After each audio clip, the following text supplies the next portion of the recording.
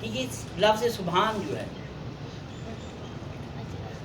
کہ میں نے پچھلے جمعہ میں ڈسکس کیا کہ پاکیزہ ذات ہے جو ہر نقص سے پاک ہے، اور جو ذات ہر نقص سے پاک ہو وہ قدرت کاملہ رکھتی ہے، وہ ہر ناممکن کو ممکن بنا دیتی ہے۔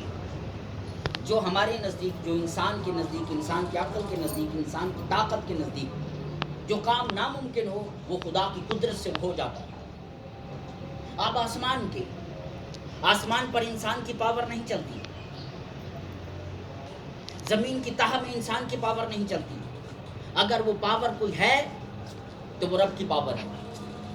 آپ اندازہ لگائیں آسمان پر، ہاں جس کو رب پاور عطا کر دیتا ہے وہ پاور آسمان پر بھی کام کرتی ہے، زمین پر بھی کام کرتی ہے، لیکن اس پاور کے پیچھے خدا کی پاور ہوتی ہے۔ فار ایگزامپل نبی علیہ الصلوۃ والسلام نے،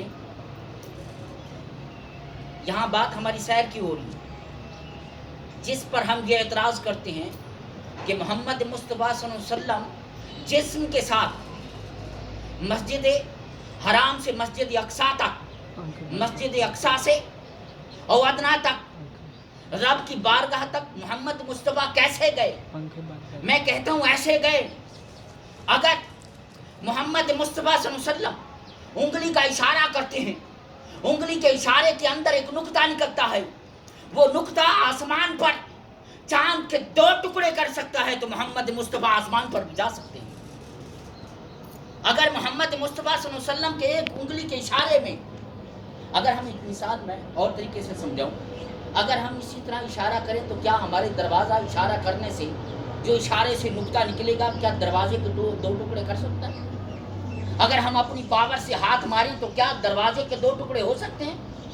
کیا ہم دیوار کو نشانہ کریں تو کیا اس نقطہ، انگلی سے نکلنے والے نقطے سے اس دیوار کے 2 ٹکڑے ہو سکتے ہیں؟ نہیں، یہ ناممکن ہے۔ ہماری طاقت اتنی نہیں کہ ہم دیوار کے انگلی کے اشارے سے 2 ٹکڑے کر ڈالیں۔ ارے یہ پاور محمد مصطفیٰ کی انگلی کے اس اشارے میں ہے کہ آسمان پر 2 چاند کے 2 ٹکڑے کر سکتی ہے، تو محمد مصطفیٰ آسمان پر کیوں نہیں جا سکتے؟ اس لیے کہ وہ پہنچانے والی یا طاقت دینے والی وہ ذات، اس کے پیچھے وہ ذات ہے ان اللہ علی کل شیء قدیر، جو تمام طاقتوں پر، جو تمام قدرتوں پر، تمام صلاحیتوں پر، تمام چیزوں پر پاور رکھتی ہے۔ اس لیے میں نے کہا تھا کہ یہاں سے لے جانے والی ذات، وہ اس کے پیچھے جو لے جانے والی ذات ہے وہ محمد مصطفیٰ صلی اللہ علیہ وسلم کی ذات ہے۔ ایک یہاں ایک اور عجیب، ایک حیران کن بات سنانا چاہتا ہوں آپ کو۔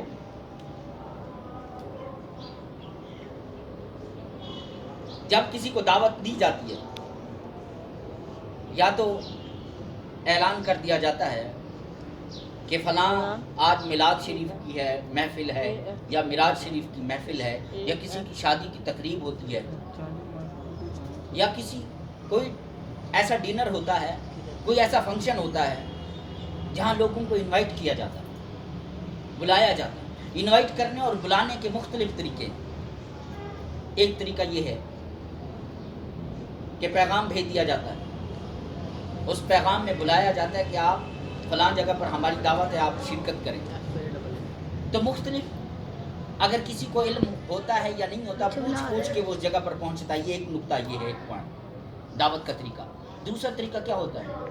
دعوت کے لیے کسی بندے کو بھیجا جاتا ہے کہ فلاں ہمارے مہمان اور خاص ہیں، اس بندے کو بلایا جائے،